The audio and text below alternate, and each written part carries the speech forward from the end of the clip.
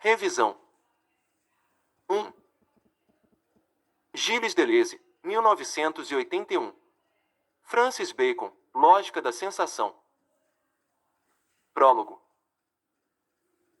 Cada uma das rubricas que se seguem considera um aspecto dos quadros de Bacon em uma ordem que vai do mais simples ao mais complexo. Mas esta ordem é relativa e só é válida sob uma lógica geral da sensação. De fato, todos os aspectos coexistem. Eles convergem na cor, em uma sensação colorante, que é a auge desta lógica. Cada um dos aspectos pode servir de tema para uma sequência particular na história da pintura. Os quadros citados aparecem progressivamente. São reproduzidos e designados por um número que remete à sua reprodução em um segundo tomo deste livro. Agradecemos à senhorita Valerie Beston, da Galeria Marlborough, pela ajuda preciosa a qual nos foi prestada. E o redondo, a pista. Há sempre um redondo que delimita o lugar onde está sentado o personagem, ou seja, a figura. Sentado, deitado, inclinado ou em outra posição. Este redondo, ou este oval, toma mais ou menos lugar. Ele pode transbordar as laterais do quadro, estar no centro de um tríptico, etc.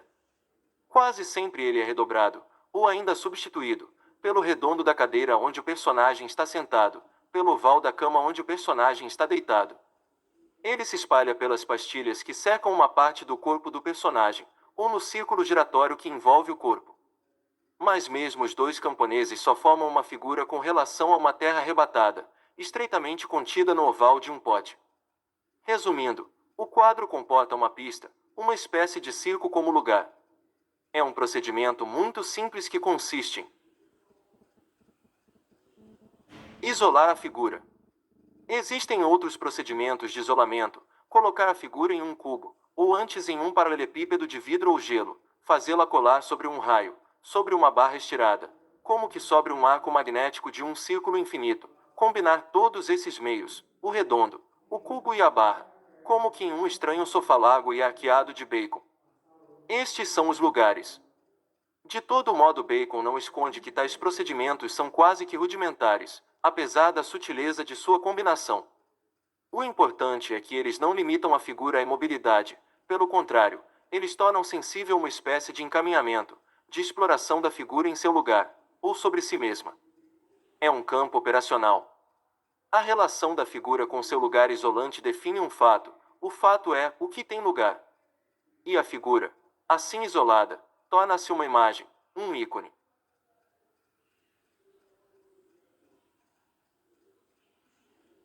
Não é só o quadro que é uma realidade isolada, um fato, nem só o tríptico em 3 painéis isolados que, sobretudo, não devemos reunir em um só e mesmo quadro, mas a figura ela mesma é que está isolada neste quadro, pelo redondo ou pelo paralelepípedo. Por quê? Bacon repete dizendo, para conjurar o caráter figurativo, ilustrativo, narrativo, que a figura teria necessariamente se não estivesse isolada. A pintura não tem nem modelo a representar, nem história a contar. Desde então ela tem.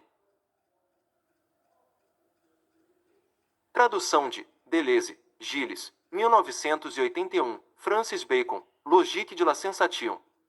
Paris, Aux Éditions de la Différence. Por Silvio Ferraz e Anita Costa Maluf, sem revisão. 2. Como que duas vias possíveis para escapar ao figurativo: seguir no sentido de uma forma pura, por abstração, ou no sentido de um puro figural, por extração e isolamento. Se o pintor tende à figura, se ele toma a segunda via, isto será para opor o figural ao figurativo 1. A primeira condição é a de isolar a figura. O figurativo, a representação, implica, de fato, em relacionar uma imagem a um objeto e buscar ilustrá-lo, mas ela implica também a relação de uma imagem com outras imagens em um conjunto composto que oferece precisamente para cada um o seu objeto. A narrativa é o correlato da ilustração. Entre duas figuras, há sempre uma história que se insinua ou tende a se insinuar, para animar o conjunto ilustrado 2. Isolar é então o modo mais simples, necessário, mas não o suficiente, para romper com a representação, quebrar a narrativa, impedir a ilustração, liberar a figura, para deter-se no fato.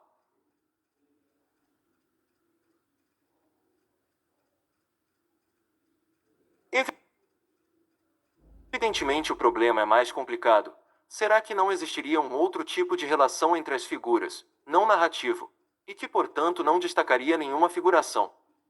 Figuras diversas que levariam ao mesmo fato, que pertenceriam a um só e mesmo fato único, ao invés de remeter a uma história e de remeter a objetos diferentes em um conjunto de figuração. Relações não narrativas entre figuras, e relações não ilustrativas entre figuras e fatos. Bacon não parou de fazer figuras acopladas, que não contam nenhuma história. E quanto mais os painéis separados de um tríptico têm uma relação intensa entre si, menos esta relação é narrativa. Com modéstia, Bacon reconhece que a pintura clássica buscou constantemente traçar este outro tipo de relação entre figuras, e que é esta ainda a tarefa da pintura. Evidentemente, muitas das grandes obras foram feitas com um certo número de figuras sobre uma mesma tela, e é claro que toda pintura quer fazer isto. Mas a história que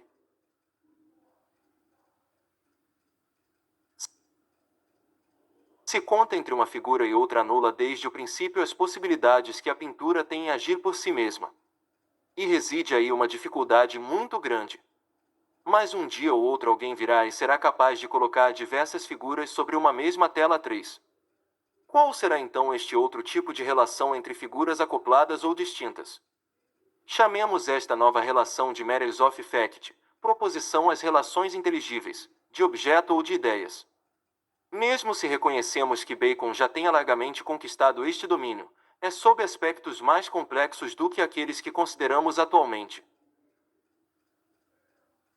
Ainda estamos falando do aspecto simples do isolamento. Uma figura está isolada numa pista, sobre a cadeira, a cama ou o sofá, no redondo ou no paralelepípedo. Ela não ocupa mais do que uma parte do quadro. Assim sendo, de que é preenchido o restante do quadro? Para Bacon, um certo número de possibilidades já vem anulado, ou sem interesse. Não será uma paisagem a preencher o restante do quadro, como correlata da figura, nem um fundo do qual surgiria a forma, nem um informal, claro escuro, espessura da cor onde se dão as sombras, textura onde se dão as variações. Iremos rápido, no entanto.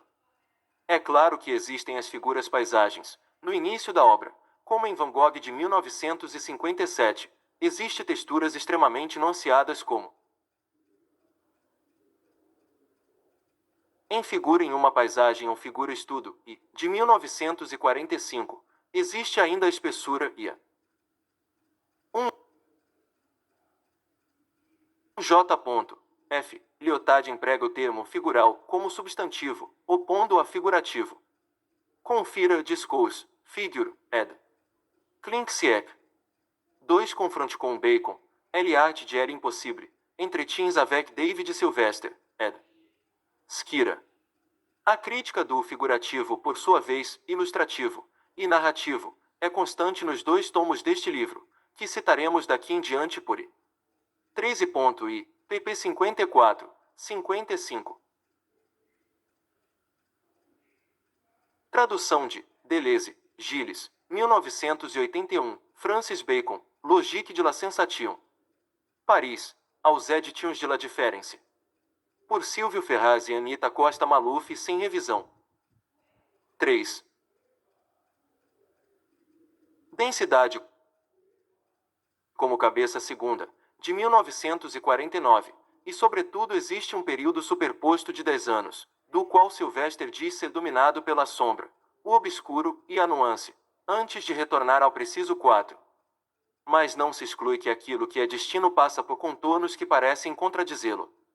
Pois as paisagens de Bacon são a preparação daquilo que aparece mais tarde como um conjunto de curtas, marcas livres involuntárias, arranhando a tela, traços assignificantes destituídos de função ilustrativa ou narrativa, donde a importância da erva, o caráter irremediavelmente herbáceo de suas paisagens. Paisagem, 1952, Estudo de Figura na Paisagem, 1952, Estudo de Babuíno, 1953, ou Duas Figuras na Grama, 1954.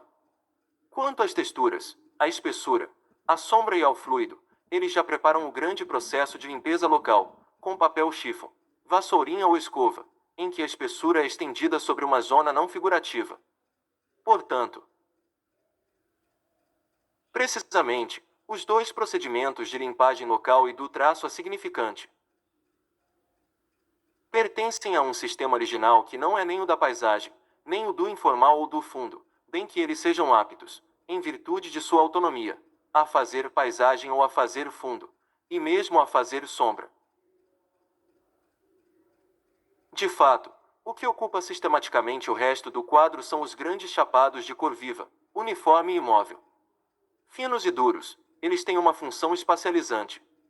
Mas eles não estão sob a figura, atrás dela ou além dela.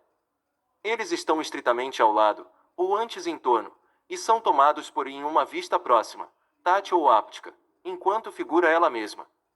Nesse estágio não há nenhuma relação de profundidade ou de distanciamento, nenhuma incerteza das luzes e das sombras, quando se passa da figura ao chapado. Mesmo a sombra, mesmo o preto, não é sombra, tentei tornar a sombra tão presente quanto a figura. Se os chapados funcionam como fundo, é sobretudo em virtude de sua correlação estrita com a figura, é a correlação de dois setores sobre um mesmo plano igualmente próximo. Esta correlação, esta conexão, é ela mesma dada pelo lugar, pela pista ou pelo redondo, que é o limite comum dos 2. O seu contorno. É isto que diz Bacon em uma declaração importante, a qual voltaremos diversas vezes. Ele distingue na sua pintura três elementos fundamentais que são a estrutura material, o redondo contorno, a imagem erguida. Se pensamos em termos de escultura, é preciso dizer que a amadura, o pedestal que poderia ser móvel, a figura que passeia na amadura com seu pedestal. Se fosse necessário ilustrar, e é preciso em certos momentos, como em H. Homem com Cachorro de 1953, falaríamos em uma calçada, umas poças, personagens que saem das poças e fazem seu passeio cotidiano. 5. O que é neste sistema há de coincidente com a arte egípcia, com a arte bizantina, etc. Isso nós veremos mais adiante. O que conta agora é a proximidade absoluta, esta. 4 e pp 34, 35. 5. Se temos então o texto completo, e ponto segunda, pp 34, 36, pensando nelas como esculturas, a maneira na qual eu posso fazê-las em pintura, e de fazê-las melhor em pintura, me veio de repente ao espírito um tipo de pintura estruturada na qual as imagens surgirão, diga-se assim, de um mar de carne. Esta ideia soa terrivelmente romântica, mas vejo isto de um modo bastante formal. E que forma será que isto tem? Elas surgirão certamente sobre estruturas materiais de mais figuras. Sim, e haverá sem dúvida uma calçada que se elevará mais alto do que na realidade, e sobre a qual elas poderão se mover, como se as imagens se elevassem de charcos de carne, se possível, de pessoas determinadas fazendo seu passeio cotidiano. Espero ser capaz de fazer as figuras surgindo de sua própria carne com seus chapéus cocô e seus guarda-chuvas, e de fazer figuras tão pungentes quanto uma crucifixão. E em ponto segunda, p. 83, Bacon acrescenta: sonhei com esculturas posadas num tipo de amadura, uma grande amadura feita de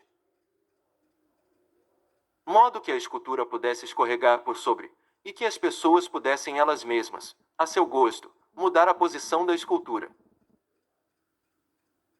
Tradução de Deleuze, Gilles, 1981, Francis Bacon, Logique de la Sensation. Paris, Aux Éditions de la Différence.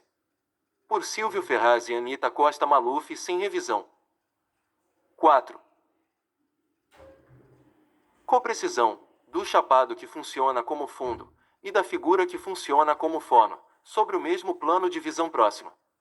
E é este sistema, esta coexistência de dois setores um ao lado do outro que fecha o espaço, que constitui um espaço absolutamente fechado e rodopiante, muito mais do que se procedêssemos com a sombra, o obscuro e o indireto. Eis porque há um enevoado em Bacon, até mesmo dois tipos de fluidez, mas que pertencem os dois a este sistema de mais alta precisão. No primeiro caso, o enevoado é obtido não por indistinção mas, ao contrário, pela operação que consiste em destruir a nitidez pela própria nitidez. 6. Assim é o homem com a cabeça de porco, autorretrato de 1973. Ou ainda o tratamento dos jornais amarrotados, ou não, como diz Leiris, os caracteres tipográficos são nitidamente traçados, e é sua precisão mecânica que se opõe à sua própria legibilidade 7. No outro caso, o enevoado é obtido pelos procedimentos de marcas livres, ou de limpagem.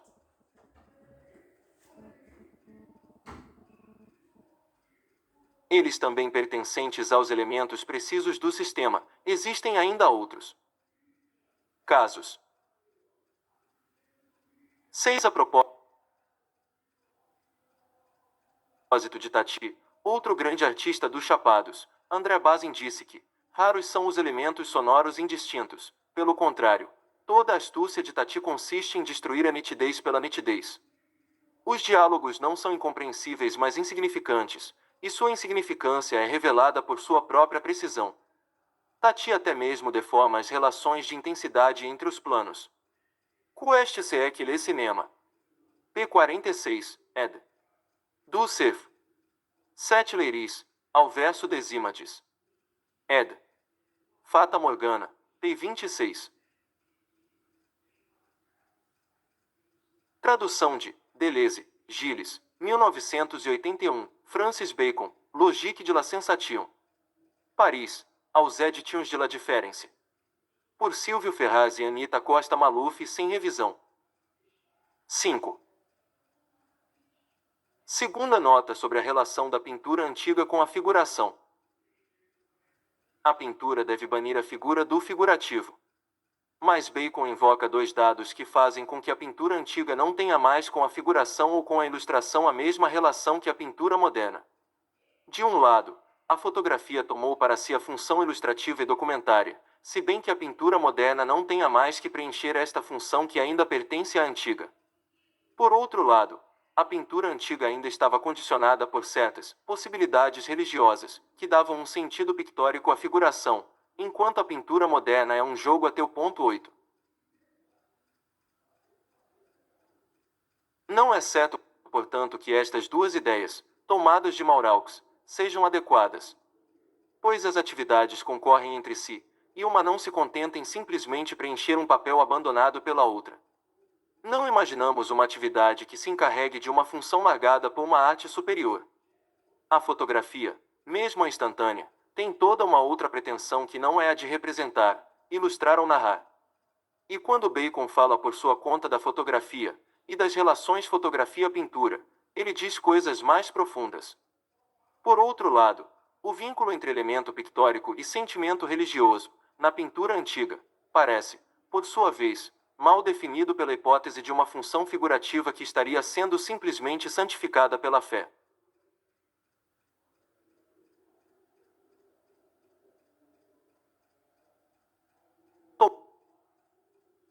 Tomando um exemplo extremo, o enterro do Conde de Orgaz, de Greco. Uma horizontal divide o quadro em duas partes, inferior e superior, terrestre e celestial. Na parte de baixo existe claramente uma figuração ou narrativa que representa o enterro do conde, ainda que todos os coeficientes de deformação dos corpos, e notadamente o seu alongamento, façam parte da obra. Mas no alto, lá onde o conde é recebido por Cristo, há uma liberação louca, uma total liberdade. As figuras se elevam e se alongam, se afinam desmedidamente, fora de todo limite. Apesar das aparências, não há mais história a ser contada. As figuras são libertadas de seus papéis representativos. Elas entram em relação direta com uma ordem de sensação celeste. É isto que a pintura cristã encontrou no sentimento religioso, um ateísmo propriamente pictórico, onde podemos tomar ao pé da letra que Deus nunca deveria ser representado. De fato, com Deus, mas também com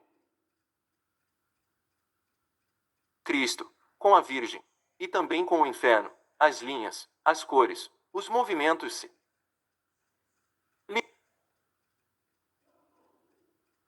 liberam das exigências da representação.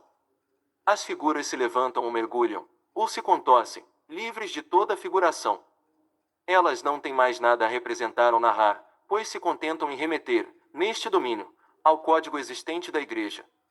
É então que, por sua conta, elas não têm mais a ver com as sensações celestiais, infernais ou terrestres. Tudo passará por um código. Pintaremos o sentimento religioso de todas as cores do mundo. Não é mais necessário dizer que, se Deus não está, tudo é permitido. É exatamente o contrário. Pois com Deus é que tudo é permitido. É com Deus que tudo é permitido. Não só moralmente, pois as violências infames encontram sempre uma justificativa sagrada, mas esteticamente, de uma maneira ainda mais importante, visto que as figuras divinas são animadas por um livre trabalho criador, por uma fantasia que 8 confronte com Bacon, Francis e Sylvester, David Eliot de El Impossible, Entretiens avec David Sylvester. Skira. pp 62, 65. Bacon pergunta por que Velázquez podia permanecer tão próximo da figuração. Ao que ele responde, de uma parte, que a fotografia não existia, de outra, que a pintura estava ligada a um sentimento religioso, mesmo que vago. Tradução de Deleuze, Gilles, 1981, Francis Bacon, Logique de la Sensation. Paris, Aux Éditions de la Différence. Por Silvio Ferraz e Anita Costa Maluf, sem revisão. 6. Se permite todas as coisas.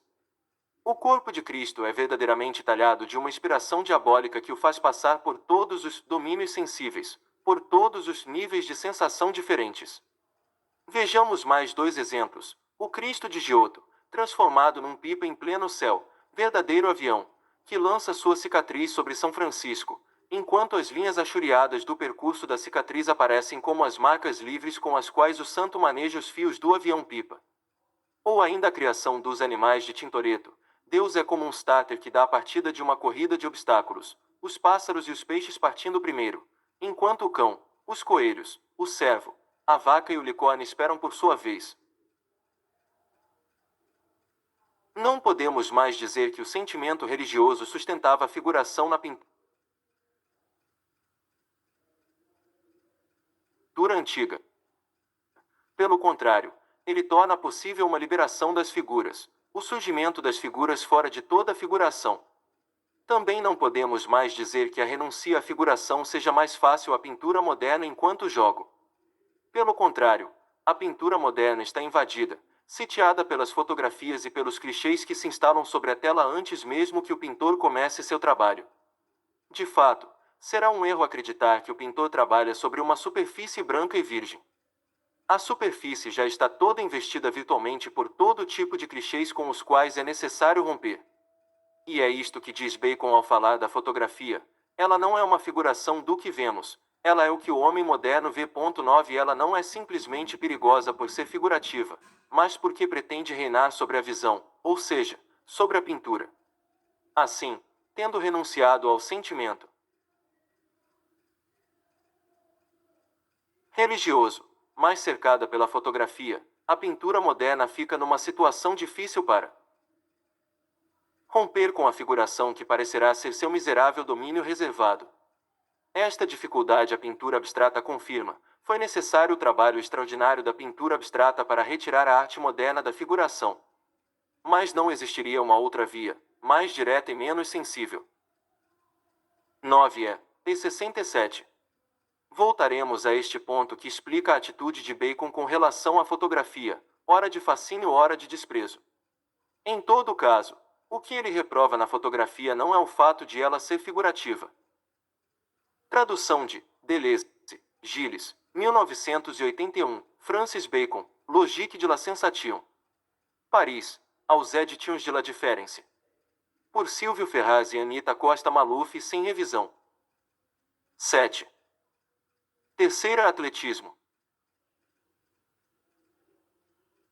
Voltemos aos três elementos pictóricos de Bacon, os grandes chapados como estrutura material espacializante a figura, as figuras e seus fatos o lugar, ou seja o redondo, a pista ou o contorno, que é o limite comum da figura e do chapado. O contorno parece ser muito simples, redondo ou oval, é ante sua cor que coloca os problemas na dupla relação dinâmica onde ela é tomada. De fato, o contorno, como lugar, é o lugar de uma troca em dois sentidos, entre a estrutura material e a figura, entre a figura e o chapado. O contorno é como uma membrana atravessada por uma dupla troca. Algo passa num sentido e no outro. Ainda que a pintura não tenha nada a narrar, não tenha história a contar, mesmo assim algo se passa, definindo o funcionamento da pintura.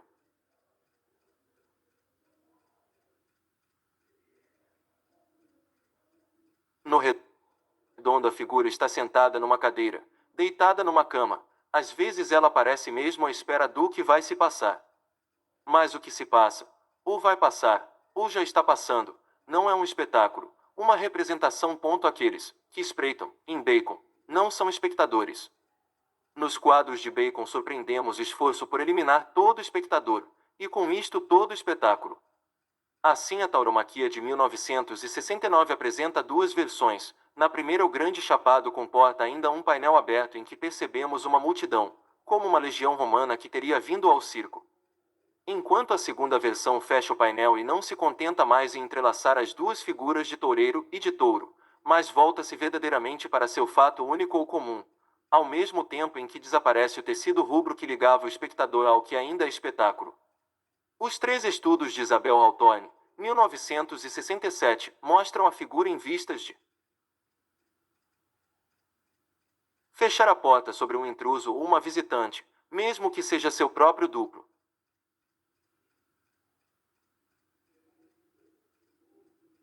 Diremos então que em muitos casos subsiste uma espécie de espectador, um voyeur, um fotógrafo, um passante, um que espreita, distinto da figura, notadamente nos trípticos, onde isto é quase uma lei, mas não somente neles. Veremos, portanto, que Bacon precisa, em seus quadros e sobretudo em seus trípticos, de uma função de testemunho, que faz parte da figura e não tem nada a ver com o espectador. Mesmo os simulacros de fotografias, enganchados na parede ou sobre a raia, podem jogar este papel de testemunho. São testemunhos não no sentido de espectadores, mas de elementos referência ou de constante com relação a qual se estima uma variação. Na verdade, o único espectador é aquele da atenção ou do esforço, mas estes só são produzidos quando não há mais espectador. Isto aproxima Bacon a Kafka. A figura de Bacon é o grande envergonhado, ou o grande nadador que não sabe nadar, campeão dos jovens, e a pista. Circo, A Plata, Forma 10, é o teatro de Oklahoma. A este ponto tudo culmina em Bacon com pintura de 1978, colada em um painel. A figura estende todo o seu corpo e uma perna, para fazer girar a chave da porta com seu pé do outro lado do quadro. Notamos que o contorno, o redondo, de um belo alaranjado ouro, não está mais no solo, mas migrou, situado sobre a porta, se bem que a figura, na extrema ponta de pé, parece elevar-se sobre a porta vertical, numa reorganização do quadro. No esforço por eliminar o espectador, a figura já mostra um atletismo todo singular. Ainda mais singular quando a fonte do movimento não está mais nela. O movimento vai 10 platiforme igual forma chapada. Tradução de Deleuze, Gilles, 1981, Francis Bacon, Logique de la Sensation. Paris, Aux Éditions de la Différence. Por Silvio Ferraz e Anita Costa Maluf, sem revisão. 8. Antes da estrutura material, do chapado, para a figura. Em muitos quadros o chapado é precisamente tomado em movimento, no qual ele forma um cilindro. Ele volteia o contorno, o meio, e envolve, aprisiona a figura. A estrutura material roda em volta do contorno para aprisionar a figura, que acompanha o movimento de todas as forças. Extrema solidão da figura, extremo fechamento dos corpos excluindo todo espectador. A figura só se torna assim pelo seu movimento em que ela se fecha e que a fecha. Jornada em que os corpos procuram cada um o despovoar. É o interior de um cilindro rebaixado, tendo 50 metros de diâmetro e 16 de altura para a harmonia. Luz. Sua fraqueza. Seu amarelo, 11 ou bem se tem uma queda suspensa no buraco negro do cilindro. Primeira fórmula do atletismo derisório. Violento cósmico em que os órgãos são próteses. Ou lugar, o contorno, que se torna adequado à ginástica da figura no meio do chapado. Mas o outro movimento, que coexiste evidentemente com o primeiro, É pelo contrário aquele da figura indo para a estrutura material, para o chapado. Desde o início a figura é o corpo, e o corpo tem seu lugar no centro do redondo. Mas o corpo não espera apenas algo da estrutura, ele espera algo em si mesmo, ele faz esforço sobre si mesmo para se tornar figura. Agora é no corpo que algo se passa, ele é fonte de movimento. Não é mais problema do lugar, mas do evento. Se há esforço, um esforço intenso, este não é de modo algum um esforço extraordinário como se tratasse de um feito do corpo além de suas forças sobre um objeto distinto. O corpo se esforça precisamente, ou espera precisamente escapar. Não sou eu que tento escapar de meu corpo, é o corpo que tenta se escapar por, resumindo, um espasmo, o corpo como plexus, e seu esforço ou sua espera por um espasmo. Talvez seja uma aproximação do horror ou da abjeção, segundo Bacon. Um quadro pode nos guiar como exemplo. Figura no lavabo, de 1976, pendurado no oval do lavabo, fixo pelas mãos na torneira. O corpo figura faz sobre si um esforço intenso, imóvel, para escapar-se por completo pelo ralo. Joseph Conrad descreve uma cena semelhante em que ele também via a imagem de abjeção, em uma cabine hermética do navio, em plena tempestade. O negro do Narciso estende os outros marinheiros que conseguiram fazer um buraco minúsculo na clausura que os aprisiona. É um quadro de Bacon. E o negro infame, se lançando pela abertura, fixava seus lábios e gritava por socorro. De uma voz apagada, forçando a cabeça contra a madeira, num esforço demente para sair de um palmo de largura por 3 de comprimento. Desmantelados como estávamos, a estação incrível nos paralisou totalmente. Parecia impossível fugir dali. 12. A fórmula corrente é então, passar por um buraco de rato, tornar banal o próprio abominável ou o destino. Cena histérica. Toda a série dos espasmos em Bacon é deste tipo: amor, vômito, excremento, sempre o corpo que tenta escapar por um de seus órgãos. Para reencontrar o chapado, a estrutura material. Bacon disse muitas vezes que no domínio das figuras a sombra era tão presente quanto o corpo, mas a sombra não adquire esta presença a não ser porque escapa do corpo. Ela é corpo que se escapou por um ou outro ponto localizado no contorno. E o grito? O grito de Bacon é a operação pela qual o corpo inteiro se escapa pela boca. Todas as convulsões do corpo. 11 Beck, Le Depepleur, ed. Dumenouit, p. 7. 12 Conrad, Le Negre du Narcisse, ed. Gallimard, p. 103. Tradução de Deleuze, Gilles, 1981, Francis Bacon, Logique de la Sensation. Paris, Aux Éditions de la Différence. Por Silvio Ferraz e Anita Costa Maluf, sem revisão. 9. A pia do lavabo é um lugar, um contorno, é uma retomada do redondo. Mais que a nova posição do corpo em relação ao contorno, mostra que chegamos a um aspecto mais complexo, mesmo se este aspecto sempre estivesse ali. Não é mais a estrutura material que roda em volta do contorno para envolver a figura, é a figura que pretende passar por um ponto de fuga no contorno para se dissipar na estrutura material. É a segunda direção da troca. E a segunda forma de atletismo derrisório. O contorno toma assim uma nova função, pois ele não é mais achatado, mas desenha um volume oco e comporta um ponto de fuga. Quanto a isto, os guarda-chuvas de Bacon são análogos ao lavabo. Nas duas versões de pintura de 1946 e 1971, a figura está bem posta no redondo de uma balaustrada, mas ao mesmo tempo ela se deixa apanhar pelo guarda-chuva semisférico, e parece querer escapar inteira pela ponta do instrumento. Não vemos mais do que o sorriso objeto. Nos Estudos do Corpo Humano, de 1970, e Tríptico Maio-Junho de 1974, o guarda-chuva verde garrafa é tratado mais como uma superfície, mas a figura agachada se serve ao mesmo tempo como que de um balanço, de um guarda-chuva, de um aspirador, de uma ventosa, pela qual todo o corpo contraído quer passar, e a cabeça já vem abocanhada. Esplendor desses guarda-chuvas como contorno, com uma ponta voltada para baixo. Na literatura, Burroughs sugeriu melhor este esforço do corpo por escapar por uma ponta ou por um buraco que fazem parte dele mesmo e de seu entorno. O corpo de Johnny se contrai na direção de seu queixo. As contrações são mais e mais longas. Aí é! Gritam os músculos enfaixados, e seu corpo inteiro tenta escapar pela cauda. 13. O mesmo acontece em Bacon. A figura adormecida com seriga hipodérmica. 1963. É menos um corpo encravado, como diz Bacon, do que um corpo que tenta passar pela seriga e escapar por este buraco ou esta ponta de fuga flutuante como órgão prótese.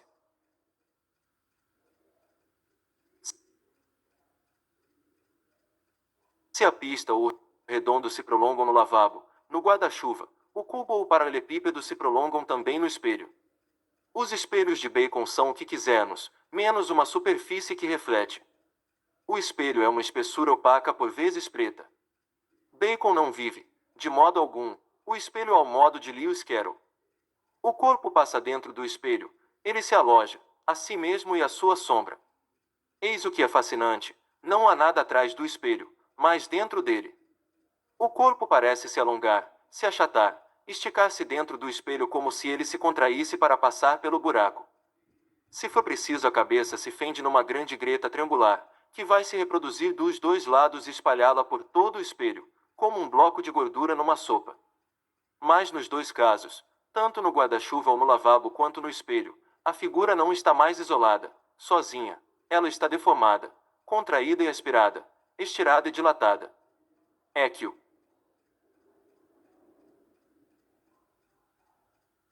movimento não é mais aquele da estrutura material que se enrola em torno da figura, é aquele da figura que vai no sentido da estrutura e tende, no limite, a se dissipar nos chapados. A figura não é somente corpo isolado, mas o corpo deformado que escapa.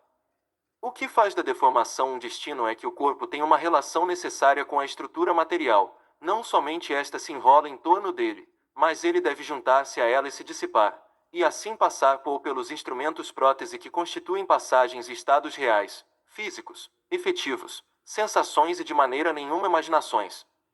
Se bem que o espelho ou o lavabo possam ser localizados em muitos casos, mesmo assim, o que se passa dentro do espelho, o que vai se passar dentro do lavabo ou sob o guarda-chuva? 13. Burroughs, Le Festin nu, ed. Gallimard, P102. Tradução de Deleuze, Gilles, 1981, Francis Bacon, Logique de la Sensation. Paris, Aux Éditions de la Différence. Por Silvio Ferraz e Anita Costa Maluf, sem revisão. 10. Remete imediatamente à figura ela mesma. Acontece com a figura exatamente o que mostra o espelho, o que anuncia o lavabo. As cabeças são preparadas para receber as deformações, vem daí as zonas, raspadas, esfregadas nos retratos de cabeças. E à medida em que os instrumentos tendem ao conjunto da estrutura material, eles não precisam mais ser específicos. É a estrutura toda que assume o papel de espelho virtual, de guarda-chuva ou lavabo virtuais, ao ponto em que as deformações instrumentais se encontram imediatamente referidas sobre a figura. Assim, autorretrato de 1973, o homem com cabeça de porco, é no próprio lugar que a deformação se faz. Assim como o esforço do corpo é sobre si mesmo, a deformação é estática. Todo o corpo é percorrido por um movimento intenso. Movimento deformadamente disforme, que remete a cada instante a imagem real ao corpo, para constituir a figura. Tradução de Deleuze, Gilles, 1981, Francis Bacon, Logique de la Sensation. Paris, Aux Éditions de la Différence. Por Silvio Ferraz e Anita Costa Maluf, sem revisão. 11. Quarta, o corpo, a carne e o espírito, o devir animal. O corpo é a figura, ou melhor, o material da figura. Não confundiremos, no entanto, o material da figura com a estrutura material espacializante, que se tem do outro lado. O corpo é figura, não estrutura. Inversamente, a figura, sendo corpo, não é o rosto e nem tem um rosto. Ela é uma cabeça, pois a cabeça é parte integrante do corpo. Ela pode mesmo se reduzir à cabeça. Retratista. Bacon é um pintor de cabeças e não de rostos. Existe uma grande diferença entre estas duas coisas. Pois o rosto é uma organização espacial estruturada que recobre a cabeça, enquanto a cabeça é uma dependência do corpo, mesmo ela sendo o seu extremo. Não é porque a ela falte espírito, mas é um espírito que é o corpo, sopro corporal e vital, espírito animal, o animal do homem, espírito porco, espírito búfalo, espírito cachorro, espírito morcego. Trata-se, portanto, de um projeto todo especial que Bacon persegue enquanto retratista: desfazer o rosto. Encontrar ou fazer surgir uma cabeça sob um rosto. As deformações pelas quais passam os corpos são também traços animais da cabeça. Não se trata de modo algum de uma correspondência entre formas animais e formas do rosto. De fato, o rosto perdeu sua forma sofrendo as operações de limpeza e raspagem que o desorganizam e fazem surgir em seu lugar uma cabeça. As marcas ou traços de animalidade não são formas animais, mas antes espíritos que frequentam as partes 14, que arrancam da cabeça, individualizam e qualificam a cabeça sem rosto. 15 Limpeza e traços, como procedimentos de Bacon, encontram aqui um sentido particular. Acontece mesmo da cabeça do homem ser substituída por um animal, mas não é o animal como forma, é o animal como traço. Por exemplo, um traço estremecido de pássaro que faz uma pirueta sobre a parte empada, enquanto o simulacro de retrato rosto, por sua vez, serve somente de testemunho. Assim se dá no tríptico de 1976. Pode acontecer até mesmo de um animal, por exemplo um cachorro real, ser tratado como sendo a sombra de seu dono, ou inversamente, que a sombra do homem tome uma existência de animal autônoma e indeterminada. A sombra escapa do corpo como um animal que nós abrigamos. Ao invés de correspondências formais, o que a pintura de Bacon constitui é uma zona de indissemibilidade, de indecisão, entre o homem e o animal. O homem se torna animal, mas ele não se torna sem que o animal ao mesmo tempo se torne espírito. Espírito de homem. Espírito físico de homem apresentado no espelho como Eumênides ou destino. Não é nunca uma combinação de formas, é antes um fato comum, o fato comum do homem e do animal. Ao ponto em que a figura mais isolada de Bacon é já uma figura acoplada, o homem acoplado a seu animal numa tauromaquia latente. Esta zona objetiva de indissemibilidade, ela já é o corpo, mas o corpo enquanto carne ou vianda. Sem dúvida o corpo também tem osso, mas os ossos são somente a estrutura espacial. Nós distinguimos diversas vezes a carne dos ossos, e mesmo dos pais de carne. 14. A tradução correta para netoiés é limpas, porém optamos por limpas, remetendo à ação de Bacon que limpava as superfícies já pintadas de seus quadros, borrando a imagem nesta ação. Não é só estarem as superfícies limpas, mas elas sofrerem a ação de serem limpas. 15 Félix Guattari analisou este fenômeno de desorganização do rosto. Os traços de rostidade se liberam e se tornam traços de animalidade da cabeça. Confira. O inconsciente maquinico, L. Inconscient Machinique, Paris, Recherche, pp 75 Tradução de Deleuze, Gilles, 1981, Francis Bacon, Logique de la Sensation. Paris, Aux Éditions de la Différence. Por Silvio Ferraz e Anita Costa Maluf, sem revisão. 12. E dos pais de osso. O corpo não se revela a não ser quando ele deixa de ser suspenso pelos ossos, quando a carne deixa de recobrir os ossos, quando eles existem um para o outro, mas cada um de seu lado, os ossos como estrutura material do corpo, a carne como material corporal da figura. Bacon admira as meninas de Degas, após o banho, cuja coluna vertebral interrompida parece sair da carne, a carne ficando vulnerável e engenhosa, acrobática. 16 Em uma outra reunião, Bacon pinta uma coluna vertebral para uma figura contorcida de cabeça para baixo. Vale notar esta tensão pictural da carne e dos ossos, pois é justamente a vianda que realiza esta tensão na pintura, compreendida pelo esplendor das cores. A vianda é o estado tal do corpo em que a carne e os ossos se confrontam loucamente, ao invés de se comporem estruturalmente. Até mesmo na boca e nos dentes, que são pequenos ossos. Na vianda diremos que a carne descende dos ossos. enquanto que os ossos se elevam da carne. É o que é próprio de Bacon, o diferindo de Rembrandt, de Soutine. Se há uma interpretação do corpo em Bacon, nós a encontramos em seu gosto de pintar as figuras deitadas, das quais o braço ou a coxa levantada valem por um osso, tal qual a carne adormecida parece descer. Assim, no painel central do tríptico 1968, os dois gêmeos adormecidos, cercados do testemunho dos espíritos animais, também a série do braço elevado adormecido, da perna vertical adormecida, e da coxa elevada adormecida ou drogada. Para além do sadismo aparente, os ossos são como mastro, carcaça, cuja carne é o acrobata. O atletismo do corpo se prolonga naturalmente nesta acrobacia da carne. E naqueles de 1962 e de 1965, vê-se literalmente a carne descender dos ossos, no quadro de uma cruz sofá e de uma pista em forma de osso. Para Bacon, como para Kafka, a coluna vertebral não passa de uma espada sob a pele que um carrasco fez deslizar para dentro do corpo de um inocente que dorme. 17.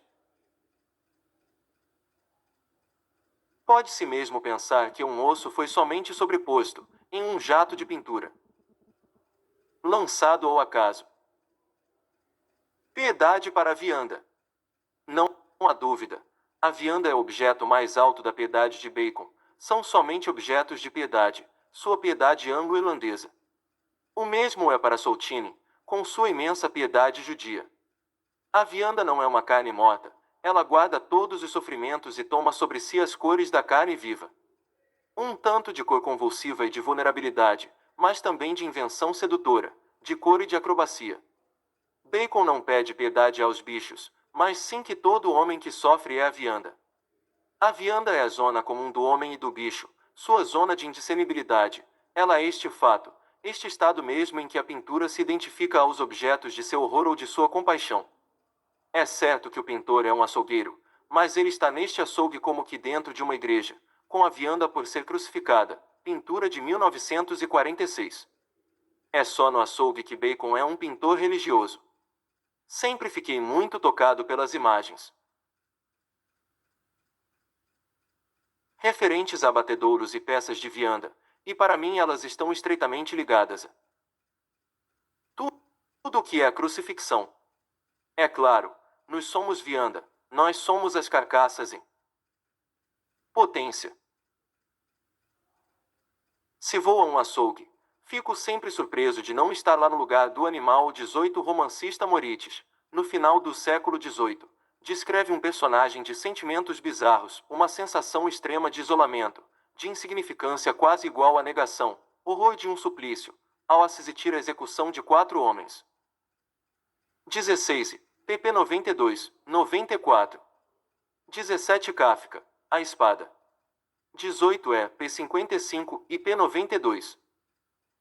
Tradução de Deleuze, Gilles, 1981, Francis Bacon, Logique de la Sensation. Paris, Aux Éditions de la Différence. Por Silvio Ferraz e Anita Costa Maluf, sem revisão. 13.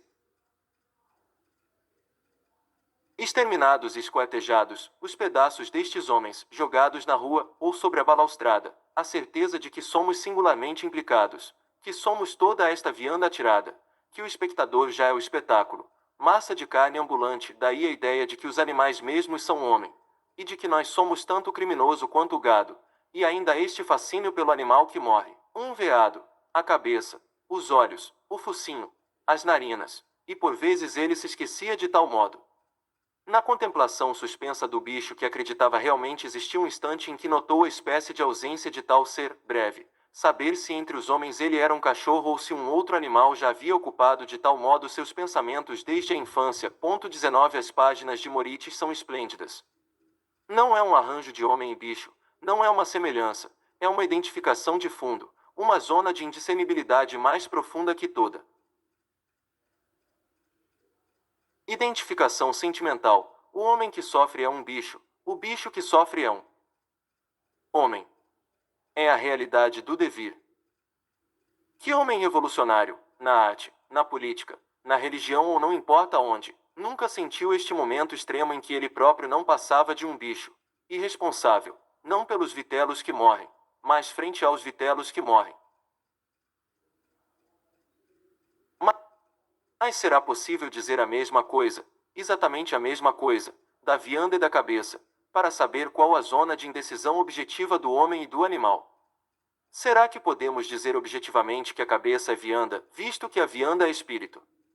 De todas as partes do corpo, não seria a cabeça a mais próxima aos ossos? Veja Greco, ou ainda Soutine. Parece então que Bacon não vive a cabeça deste mesmo modo. O osso pertence ao rosto, e não à cabeça. Não existe uma cabeça de morto segundo Bacon. A cabeça é desossada, mais do que ossificada. No entanto, ela não é mole, mas firme. A cabeça é a carne, e a máscara não é mortuária. É um bloco de carne firme que se separa dos ossos, assim como os estudos para um retrato de William Blake. A cabeça pessoal de Bacon é uma carne perseguida por um belo olhar sem órbita. É o que faz jus a Rembrandt de ter sabido pintar um último autorretrato como um bloco de carne sem órbitas. 20. Todas as obras de Bacon, a relação cabeça-charque percorre uma escala intensiva que as torna demais a mais íntimas. Em princípio, a vianda, carne de um lado, osso de outro, está colocada na borda da pista ou da balaustrada onde fica a figura-cabeça, mas ela é também a espessa chuva carnal que encobre a cabeça, que desfaz o rosto sob o guarda-chuva. O grito que sai da boca do Papa, a piedade que sai de seus olhos, tem por objeto a vianda. Em seguida, a vianda tem uma cabeça com a qual ela foge e desce da cruz, como nas duas crucifixões precedentes. Depois, ainda todas as séries de cabeças de Bacon afirmarão sua identidade com a vianda, e entre as mais belas há aquelas que são pintadas com a cor da vianda, o vermelho e o azul.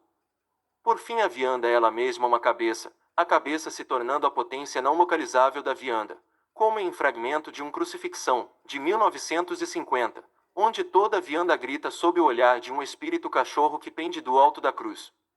O que faz com que Bacon não goste deste quadro é a simplicidade do procedimento aparente. Bastaria abrir uma boca em plena vianda. Ainda falta ver a 19. Jean-Christophe Bailly apresentou este belo texto de Caponto Pemorites, de 1756 a 1793, em La Legende dispersée, Antologie do Romantismo Alemão, 10, 18, pp 35, 43. 20 p14. Pois bem, se você pega por exemplo o grande autorretrato de Rembrandt em Aix-en-Provence, e se o analisa, vê que quase não tem órbita em volta dos globos oculares, que é completamente anti-ilustrativo. Tradução de Deleuze, Gilles, 1981, Francis Bacon, Logique de la Sensation. Paris, Aux Éditions de la Différence. Por Silvio Ferraz e Anita Costa Maluf, sem revisão. 14. A afinidade da boca, e do interior da boca, com a vianda, e chegar ao ponto em que a boca aberta torna-se estritamente a seção de uma artéria cortada, ou mesmo a manga de uma camisa que vale por uma artéria, como no pacote ensanguentado do tríptico Sphene Agonistes. Então a boca ganha esta potência de não localização que faz de toda a vianda uma cabeça sem rosto. Ela não é um órgão particular, mas o buraco pelo qual o corpo inteiro escapa, e pelo qual desce a carne, faz-se necessário o procedimento das marcas livres involuntárias. O que Bacon chama de grito na imensa piedade que arrasta a vianda. Tradução de Deleuze, Gilles, 1981, Francis Bacon, Logique de la Sensation. Paris, Aux Éditions de la Différence. Por Silvio Ferraz e Anita Costa Maluf, sem revisão. 15. V. Nota de recapitulação, períodos e aspectos de Bacon. A cabeça vianda é um devir animal do homem. E neste devir, todo o corpo tende a escapar, e a figura tende a juntar-se à estrutura material. Já se vê isto no esforço que ela faz sobre ela mesma para passar pelo bico ou pelo buraco, melhor ainda, no estado que ela toma quando é passada pelo espelho, sobre o muro. No entanto, ela ainda não dissolve a estrutura material, ela ainda não se juntou ao plano para se dissipar de vez, se apagar sobre o muro do cosmos fechado, se confundir com a textura molecular. Faz-se necessário ir até este ponto, a fim de reinar uma justiça que não será mais que cores ou luzes, um espaço que não será mais que Sahara. 21 é o mesmo que dizer que, qualquer que seja a importância, o devir animal não passa de uma etapa para um devir imperceptível mais profundo no qual a figura desaparecerá.